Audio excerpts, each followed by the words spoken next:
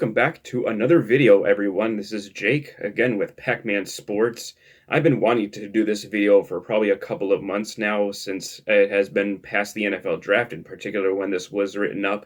This is a rookie forecast. This is a Green Bay Packers rookie forecast here, done by WalterFootball.com by Charlie Campbell, the draft analyst of the WalterFootball.com website. I would encourage you to go to check out WalterFootball.com for. And now let's get into this. So the rookie forecast is always put out for each of the 32 teams, but for the time's sake, we'll just do the Green Bay Packers because, in fact, this is a Green Bay Packers channel, and because I'm mostly intrigued with what Charlie had to write on each of the categories for what he selected for Packer rookie players, like solid starters, future depth players, busts.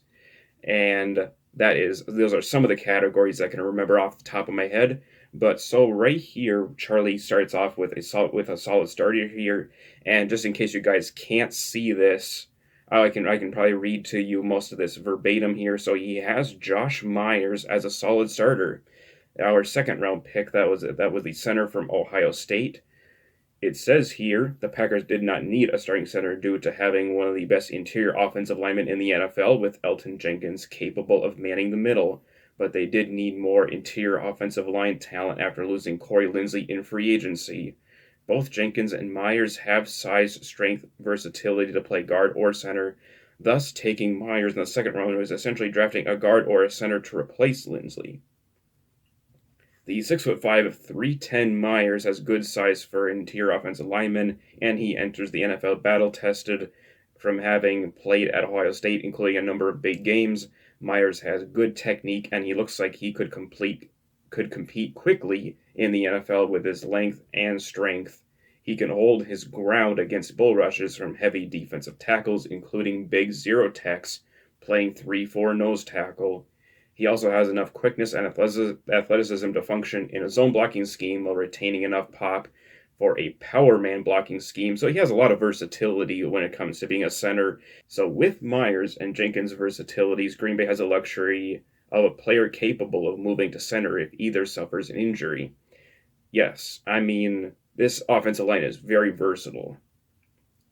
Jenkins and Myers will probably be starting next to each other before long, and the only question is which one of these coaches prefer to have snapping the ball at center. Early in his contract, I could see Myers being a quality starter for Green Bay. I agree. I think that Josh is going to be an excellent starting center for Green Bay, and for 2020 he had none at all for being a solid starter. For 2019, he had Rashawn Gary, which I found kind of interesting because there was a lot of Rashawn Gary hate from back when I saw this, when they wrote things up on that. And I think Rashawn Gary could very well be a good starter this year. Right now, I think he is listed as the backup to Preston Smith. I expect to see a good rotation of those three. In 2018, Josh Jackson, Montravius Adams in 2017. That didn't work out. 2016, Kenny Clark, Demarius Randall in 2015, 2014, Clinton Dix, that was true, and then 2013, Dayton Jones, didn't really work out there. Most likely to bust, and he goes with Amari Rodgers. Wow. I guess that's interesting. I'd like to be able to, I'm going to see if I can read this. Of Green Bay's picks, I think Rodgers was the riskiest for not panning out in the NFL. The 5'9", 112-pounder is undersized for the NFL and is limited to playing a slot receiver. While he has some quickness, he's not exceptionally fast, and I don't think he will provide enough dynamic speed mismatch against NFL slot cornerbacks. Rodgers can't be much more than a slot receiver because he lacks the size to line up on the outside, despite his strong build. Yeah. It wouldn't surprise me if Rodgers ends up being just a guy and is more of a backup throughout his career. As a third-round pick, Green Bay needs Rodgers to develop into a starter across from Devontae Adams. If that doesn't happen, Rodgers will be a disappointment for a second-day pick.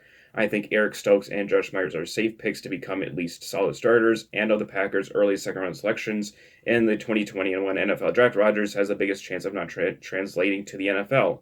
From a size standpoint, it's risky, but Amari is a pretty dynamic player in the open field. I would understand probably why they chose Amari out of all the picks.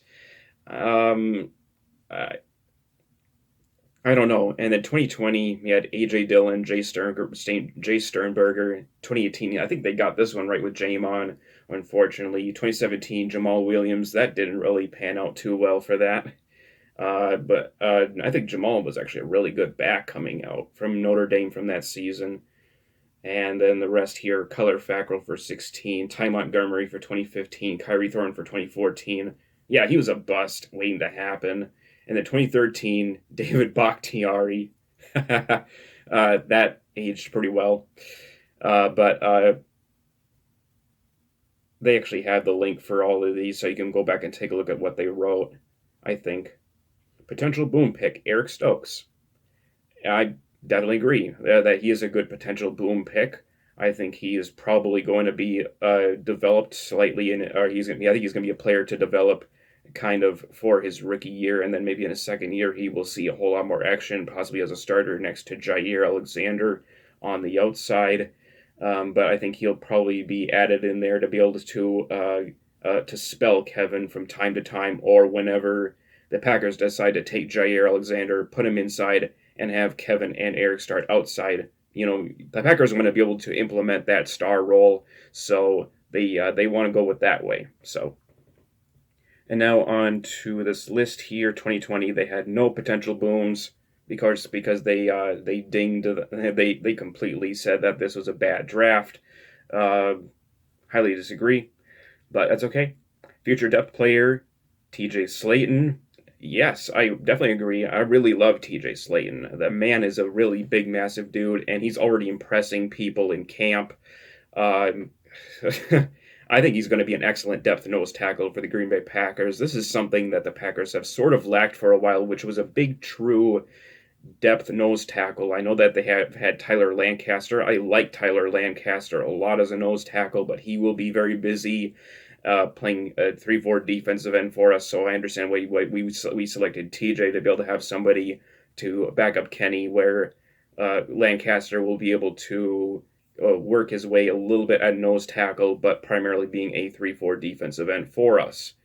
And then here is the list of guys that he had for future depth players, in which they predicted DeGuara for 2020, Kingsley Keke 2019, 2018 Equinemius St. Brown, 2017 Vince Beagle, 16 Dean Lowry, Hundley for 15, Aberderis 14, and 2013 Jonathan Franklin. And I'm going to go over this list here of draft grades. This is what they had. A C for Eric Stokes. Disagree. I think it's a pretty solid B, I think. Josh Myers an A. I can't disagree with that at all. It was a good pick. Amari Rodgers, they gave a B for. Royce Newman, B. TJ Slayton, A+. Shamar Jean-Charles, C+. Cole Van Lanen, C-. Isaiah McDuffie, A-. Kylan Hill, an A.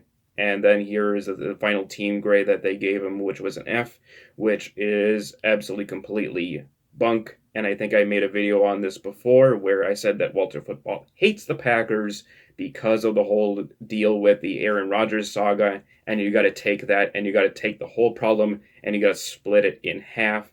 That was a whole separate issue with the Green Bay Packers. It has been an issue that has been resolved, so I think that Walter and Charlie should finally change this to an A team draft grade, because overall, this was an excellent draft for the Green Bay Packers in 2021, and this was regardless of what was going to happen with Aaron. If Aaron did not agree to return to Green Bay, it should still be an A rightfully, because this is going to be a very good draft class.